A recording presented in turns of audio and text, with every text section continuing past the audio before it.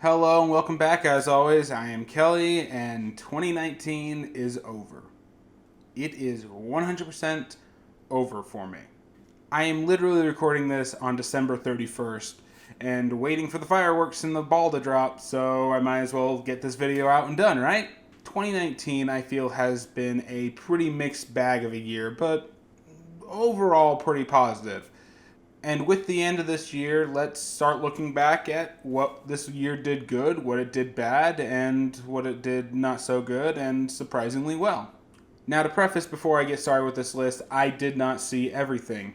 I only jumped into making videos again about halfway into this year, and even then, it's expensive to go see movies, and there's plenty of crap I didn't go see because it came out the same week as a lot of good. And when there's 4 movies that come out a week and you could maybe see 2 of them, yeah, that's just what's going to happen. Hell, some weeks there were even 5 or 6 movies dropping on a single day. How the fuck am I supposed to see that while having a job? Not really an issue right now, but I don't want to say it anymore. Now, starting off, the best of the best, let's get this all out of the way. Positivity first before we dive into the crap in the next list. So without further ado, let's jump into this actual list and do all of my honorable mentions, starting with the ones that would probably be on this list if I hadn't time to actually see them. And singling out the 3 that I know would be on this list because I know my taste, I'm going to go with 1917, A Beautiful Day in the Neighborhood, and Uncut Gems. All 3 of those deserve an honorable mention. I wish I had the opportunity to actually go and see them. In particular, 1917. Unfortunately, its wide release isn't until sometime at the end of January. Because heaven forbid that you let us see the damn movies before you give them all the fucking awards. Okay, now to get on to the real honorable mentions. Let's start off with Promare. This movie is balls to the walls insanity. It knows it. It loves it. Go watch it immediately. You will not be disappointed.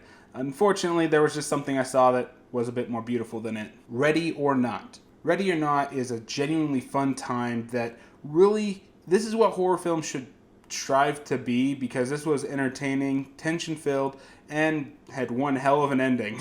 Scary stories to tell in the dark. Another surprising horror film that honestly has more balls than most actual rated R graphic horror films. And it's based off of a children's book. Damn. Knives Out.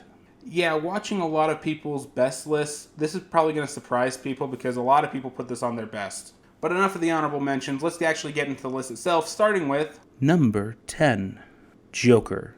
I said inside of my actual review of this movie that I didn't think it was going to make my list, and here it is squeaking on the list at number 10. While I didn't love this movie as much as a lot of the fanboys did, I will say that this is a genuinely good psychological look and what it goes into creating a Joker. An origin story that is wholly unique to this film and can be interpreted in a mountain of different ways. It deserves its praise, just I feel that not too much praise. Come on guys, it's not the best movie out there, obviously. Number 9, Dark Waters. Once again, if you watch my review of this, I didn't think that this was the best, and it will always, unfortunately, be in the shadow of that other legal thriller that Mark Ruffalo did. However, the content of this movie is wholly worth its time and investment, and is an important subject that we should all know about. I highly recommend that we all go and watch this movie again.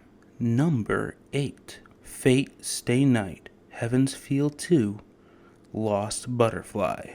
Oh boy, there's one hell of a title, right? Yeah, most people probably aren't going to see this one because it's Fate, it's an Aniplex title. The movie itself, DVD, cost $50 fucking dollars.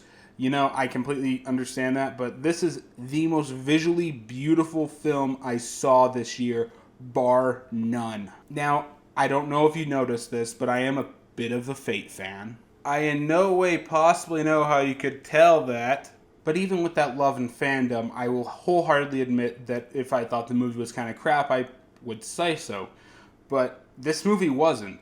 It dealt with very harsh, real-world subjects with a fantastical element and gave us one of the most visually beautiful things I've seen from Ufotable and these Fate productions. And if you know anything about Ufotable's run with these Fate productions, that is saying a lot. I recommend the Fate series to pretty much everybody, though it may take a little while to figure out where to start. I do recommend it eventually so you can just see this spectacle of a movie. Number 7, Shazam.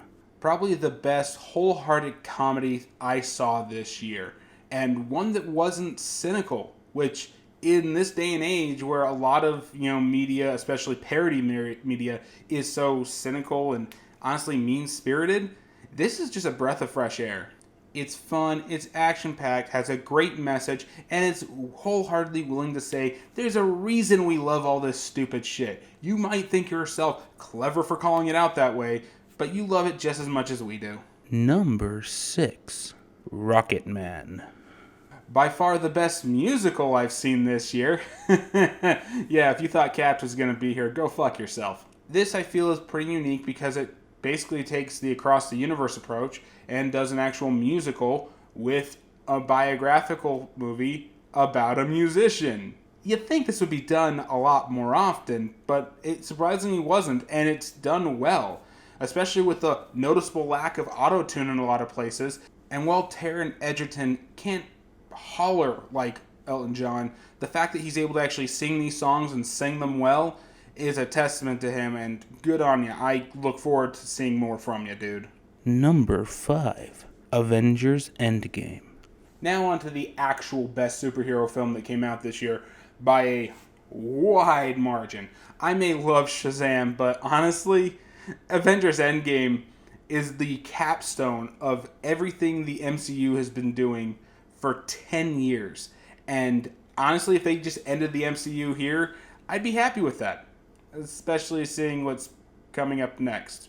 But this was fun, action-packed, a great nostalgia run, and gave us one of the best superhero brawls of all time, with a moment that will go down in history, and I hope to God, Tony Stark, you get an Oscar nod for it. Number 4, Doctor Sleep. This is one of those films that I walked out of the theater and said, this is on my best list. Doctor Sleep is a loving tribute to The Shining, both Kubrick and Stephen King's versions. It's impactful, it's meaningful. Yes, it does deal with a lot more fantastical elements and maybe revels in the actual Shining nostalgia a little bit too much near the end, but all of that can be forgiven for the story's meaning, its execution, its performances, and by God, just some of the twists and turns it takes. Number 3, Ad Astra. Now on to another one I instantly knew was going to be on my best list.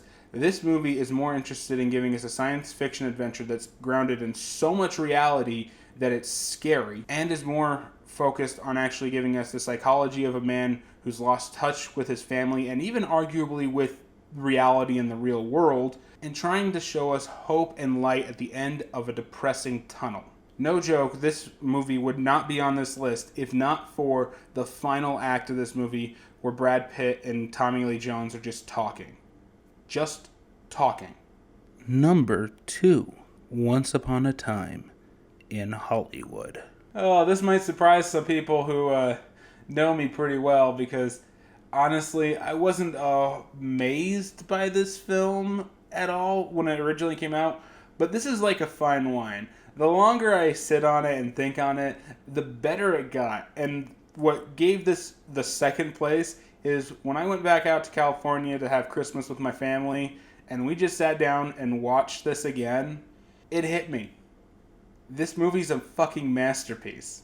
Now, it is a bit cynical and a bit pretentious on the part of Quentin Tarantino to accuse Hollywood of having no auteurs left, which is essentially what this whole movie's about. What happened to Hollywood in the good old days of, risky filmmakers who did a lot of things. We still have those. The problem is that they're just not the big money makers. And honestly, I'm glad for people like Quentin Tarantino who can make stuff like this and make it a big money maker. This movie's amazing, and the final act, especially the final act of this movie, is jaw-dropping amazing and gave me the hardest laugh I had all year. That's why it's number 2. Number 1, Ford v Ferrari. And we at last get to number 1 with Ford v Ferrari. This is a testament to creating something amazing. It's not about Ford versus Ferrari. It's about making the car that beat Ferrari and having to fight Ford every step of the way. Because even if that's what their whole goal is, big businesses and especially dumbass CEOs, they ruin everything. This movie is a testament to everybody who's wanted to create something for themselves, regardless of whether it's a car or YouTube videos. Everybody can feel for these guys and relate to them in every shape, way, and form. And that's not to say that this movie slouches on its racing sequences, which are intense, awesome, and enjoyable. Combine that with some of the best work I've seen out of Christian Bale and Matt Damon, and you got yourself the number one pick easy for me. And that's it for me today. Did you agree with my list? Did I leave some things off? Leave them in the comments down below, and let's get some healthy discussion going. What are your best picks of the year? Now, you're probably wondering what's up next. Obviously, we've got the worst of the year. And yeah, this year has a bit of a doozy. Quite a few doozies. I really don't want to go down that rabbit hole. But I will, because I like YouTube views, and you guys should all like, share, subscribe, all that jazz help this channel grow. I've almost hit 100 subscribers, and I've only been doing this for 4 or 5 years, not as consistently. Hopefully this next year I can hit 1,000 a lot faster than it took to hit 100. I just wanted to say thank you guys again. You're the reason why I do this, and it's fun making these videos for you. I hope you enjoy them, and we'll see you all again next time.